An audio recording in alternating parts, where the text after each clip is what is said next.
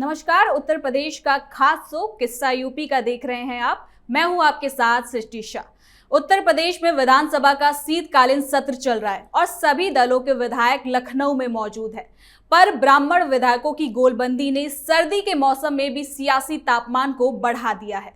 दरअसल लखनऊ में बीजेपी और अन्य दलों के 52 ब्राह्मण विधायक और विधान परिषद सदस्य एक जगह जुटे और बंद कमरे में बैठक की। ब्राह्मण विधायकों को एमएलसी का जुटान कुशीनगर के विधायक पंचानंद पाठक के आवास पर हुआ। पर ऐसे में सवाल ये है कि ये सिर्फ भोजन था या भविष्य की भूमिका। वैसे आयोजकों का कहना है कि बैठक ये कोई खास नहीं थी, कोई सियासी एजेंडा नहीं था, बस समाज के लोगों का मिलना जुलना था। पर यूं ही अचानक 52 ब्राह्मण विधायकों की बैठक होना कोई आम बात नहीं है, वो भी सीएम योगी के राज में।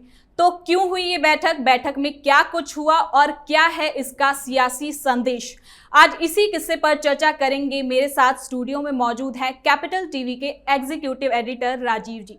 सर बहुत बहुत स्वागत है आपका। धन्यवाद। सर ये जो ब्राह्मण विधायकों की मीटिंग हुई है, इसके पीछे क्या है मकसद? देखिए, सिर्फ ब्राह्मण विधायकों की मीटिंग नहीं हुई, अलग अलग जाति समूह के विधायकों की मीटिंग हो रही है और ये भारतीय जनता पार्टी के भी विधायक हैं, दूसरी पार्टियों के यानी समाजवादी पार्टी के विधायक भी गोलबंद हो रहे हैं। जातीय मुद्दे उठते हैं, बातचीत होती है और उसके बाद आगे की रणनीति तैयार की जा रही है। जैसे ब्राह्मण विधायकों की मीटिंग हुई, भारतीय जनता पार्टी के थे, इसमें यह सवाल उठने लगा कि क्या समाजवादी पार्टी के कोई ब्राह्मण विधायक था, क्या कांग्रेस का कोई ब्राह्मण विधायक था, या फिर सारे ये जो भारतीय जनता पार्टी के थे सारे ब्राह्मण विधायक थे।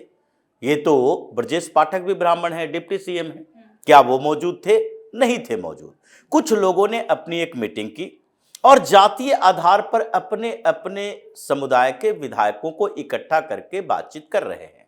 अब इनका बातचीत करने से ऐसा तो नहीं है कि एक प्रेशर ग्रुप की तरह, जिसको दबाव समूह कहा जाता है, पॉलिटिक्स में ये प्रेशर ग्रुप बनते हैं। ये प्रेशर ग्रुप केवल पॉलिटिशियन के नहीं बनते, लोगों के भी बनते हैं। जैसे ये प्रेशर ग्रुप जो लेबर ऑर्गेनाइजेशन का होता है, प्रेशर ग्रुप एक किसान यूनियन का होता है, प्रेशर ग्रुप किसी व्यापारी वर्ग का होता है, प्रेशर ग्रुप अलग अलग समुदाय के लोगों का होता है, यानी जातीय आधार पर अगर राजनीति चल रही है तो उसका भी होता है। और ये प्रेशर ग्रुप जो बनाए जाते हैं डेमोक्रेटिक सिस्टम में, उसका मकसद होता है बार्गेन करना। हमेशा बार्गेनिंग के लिए ही प्रेशर ग्रुप बनाया जाता है और अगर ये प्रेशर ग्रुप बार्गेनिंग करेगा तो इसे अपने स्ट्रेंथ दिखाना पड़ता है, स्ट्रेंथ, मजबूती, ताकत दिखानी पड़ती है। जैसे अगर किसान आंदोलन चल रहा है तो किसान आंदोलन में उसे अपना स्ट्रेंथ दिखाना पड़ता है कि अगर सरकार ने हमारी बात नहीं मानी, अगर सरकार ने हमारी बात नहीं सुनी और हमारी डिमांड के ऊपर उन्होंने स्वीकृति नहीं दी, एक्सेप्ट नहीं किया, तो उसमें क्या करेंगे? उसके बाद ये जो लाखों की संख्या में हमारे साथ प्रोटेस्ट करने लोग आए हैं और इनके इर्द गिर्द के लोग, इनके परिवार के लोग, जो इन्फ्लुएंस जिनको कर पाएंगे वो लोग, ये सारे लोग सरकार के खिलाफ आ जाएंगे। और यही जैसे किसान आंदोलन के समय यही किया गया। राकेश टिकैत से लेकर ये संयुक्त किसान मोर्चा वाले घूम घूम कर भारतीय जनता पार्टी के खिलाफ प्रचार करते रहे और ये प्रेशर ग्रुप अभी जो पॉलिटिक्स में लोगों का बन रहा था, ऑर्गेनाइजेशन का बन रहा था, ये धीरे धीरे पॉलिटिशियन का बनने लगा है। क्यों? क्योंकि इस समय जो पॉलिटिकल सिनारियो चेंज हुआ उसमें हिंदुत्व की बात तो भारतीय जनता पार्टी में चली, लेकिन कभी कभी इन लोगों को अपने ग्राउंड से, यानी कि जहां से ये विधानसभा सदस्य बनकर आते हैं, जिन क्षेत्रों से ये जीत कर आते हैं, उन क्षेत्रों में ये लगने लगता है कि वहां के लोग कुछ डिमांड कर रहे हैं, हमसे डिमांड कर रहे हैं, क्योंकि वहां के ब्राह्मणों ने, वहां के ठाकुरों ने, वहां के कुर्मी ने, लोधी ने या फिर राजभर ने, सारे समुदाय के लोग अलग अलग जगहों पर जहां जिसका डोमिनेंस होता है, टिकट की संभावना उस जाति के नेताओं की बढ़ जाती है।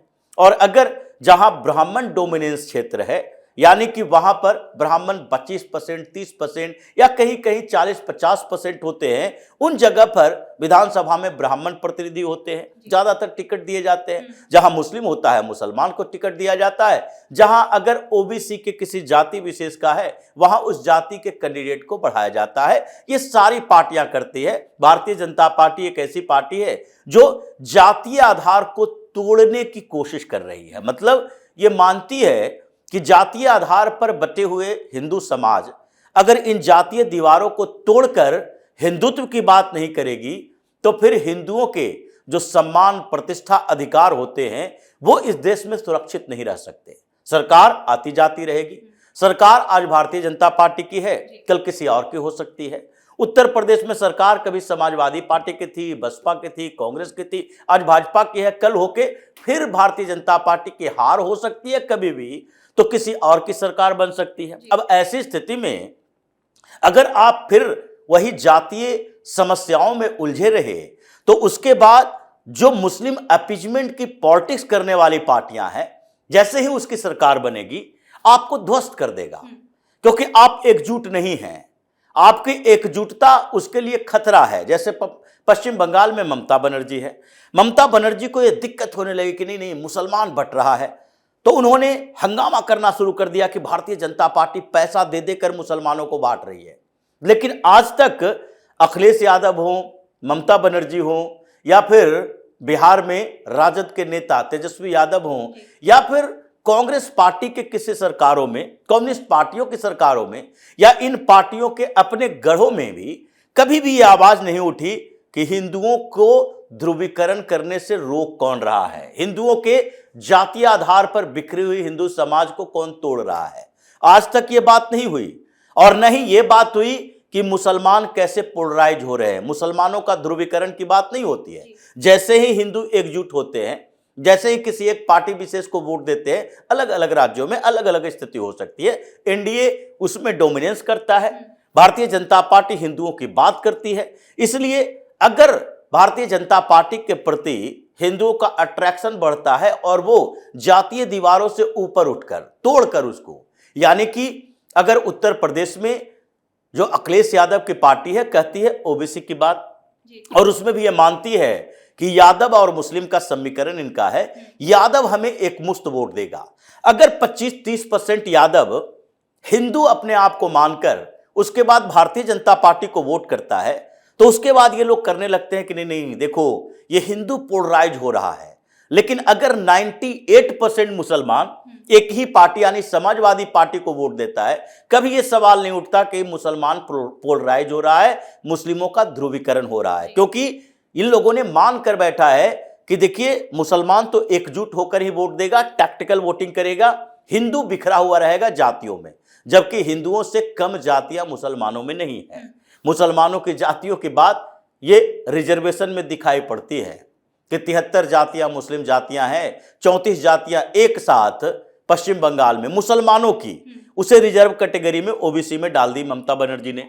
ये इतनी जातियों में बटे हैं, लेकिन फिर भी ये मजहब के नाम पर एक हो जाते हैं कि नहीं नहीं हम मुसलमान हैं, हिंदुओं को इन जातियों में टुकड़ों में बंटने की क्या जरूरत है। तो ये जो बार बार प्रोपेगेंडा फैलाया जा रहा है कि ये ब्राह्मण विधायक 52 ब्राह्मण विधायक एक साथ मिले और वो कोई चैलेंज करेंगे भारतीय जनता पार्टी को, चैलेंज करेंगे योगी आदित्यनाथ को, जिसके बारे में बार बार अखिलेश यादव कहते रहते थे कि योगी आदित्यनाथ ठाकुर हैं इसलिए ब्राह्मणों के खिलाफ है। जब विकास दुबे की हत्या हुई थी, यानी कि विकास दुबे इतना बड़ा गैंगस्टर, उसकी गाड़ी पलट गई, मौत हो गई, उसके बाद ये अखिलेश यादव को एक मौका मिला था कि ठाकुर ब्राह्मणों के बीच बंटवारा करो कि देखो मुख्यमंत्री योगी आदित्यनाथ ये ठाकुर हैं तो इसलिए ब्राह्मणों के खिलाफ काम कर रहे हैं। लेकिन ये बताया नहीं गया, ये नहीं कहा गया कि वो जन्म से ठाकुर हैं, कर्म से वो ब्राह्मण हैं, वो भगवाधारी हैं। वो योगी आदित्यनाथ जो मठाधीश है, मठ के हेड है, कर्ता धर्ता है, वो ब्राह्मण वेशभूषा में रहते हैं, इसलिए ये कंफ्यूज नहीं कर पाए। अब इन लोगों को लगने लगा कि एक बार एकजुट हो जाए, एक बार बात करते हैं, और अगर हम एकजुट होंगे तो ये जो सेंधमारी करने की कोशिश कर रही है समाजवादी पार्टी, जो अखिलेश यादव ब्राह्मण और ठाकुर को लड़ाने की कोशिश कर रहे हैं, यही स्थिति चल रही है ठाकुर विधायकों में भी कि ये जो लड़ाने की कोशिश कर रहा है अखिलेश यादव और जो पीडीए का फार्मूला लेके आया है, उसमें हम लोग ये कर सकते हैं कि ब्राह्मण अगर एकजुट होगा भारतीय जनता पार्टी के साथ, ठाकुर एकजुट होगा अपनी कम्युनिटी के नेताओं के साथ, तो फिर एक दूसरे के साथ मिलकर हम ये बात करेंगे और ये आधार बनाएंगे कि देखो सारी जातियों के लीडर्स, हिंदुओं के लीडर की बात हो रही है, ये मुस्लिम विधायकों की बैठक भारतीय जनता पार्टी में नहीं होगी कि कोई है ही नहीं। तो ऐसी स्थितियों में ये फिर से एक मंच पर आएंगे और अपने अपने कम्युनिटी में लीडरशिप तैयार करेंगे, जिससे सारी कम्युनिटी, सारी जातियां जो हिंदुओं की है, जिसकी अलग अलग मीटिंग हो रही है, एक मंच पर आओ और उसके बाद हिंदुत्व की बात करोगे, हिंदुओं की बात करोगे। तो ये कोई ऐसी स्थिति नहीं है जिसके कारण भारतीय जनता पार्टी में कोई अनकंफर्टेबल सिचुएशन है। ये मीडिया और खासकर वामपंथी मीडिया का फैलाया हुआ प्रोपेगेंडा है कि ब्राह्मण विधायक एक साथ मिले तो इसका मतलब कि भारतीय जनता पार्टी में एक नया गुट बन गया, ठाकुर विधायक एक साथ मिले तो इसका मतलब कि भारतीय जनता पार्टी में एक गुट बन गया। बामन ब्राह्मण विधायक है भारतीय जनता पार्टी में, अगर 20-25 ब्राह्मण विधायक समाजवादी पार्टी में हैं तो ये बामन विधायक तो समाजवादी पार्टी के 25 विधायकों को हड़प लेंगे कि तुम मेरे साथ आओ, तुम उस पार्टी के साथ क्या कर रहे हो जो दिन भर ब्राह्मणों को गाली देता है, जिसकी पार्टी में वैसे लोग बैठे हुए हैं जो हिंदू देवी देवताओं का अपमान करते हैं, हमारे ग्रंथों का अपमान करते हैं और फिर ब्राह्मणों का अपमान करते हैं। समाजवादी पार्टी के बाद बसपा में अगर कुछ विधायक होंगे यही बात चलेगी कि तुम उसके साथ क्या कर रहे हो भाई, जो कि मायावती हमेशा से सनातन ब्राह्मणवादी धर्म मनुवाद इन्हीं लोगों का विरोध कर रही है, तो तुम भी मेरे साथ आ जाओ। तो ऐसा ना हो कि ये ब्राह्मणों का ये जो संगठन बन रहा है वो समाजवादी पार्टी, बसपा और कांग्रेस के लिए काल बन जाए। इनके जितने भी ब्राह्मण विधायक हैं, इनके जितने भी ठाकुर विधायक हैं, हिंदुत्व के मुद्दे पर अब भारतीय जनता पार्टी की तरफ आए, ये एक बड़ी स्ट्रेटजी है।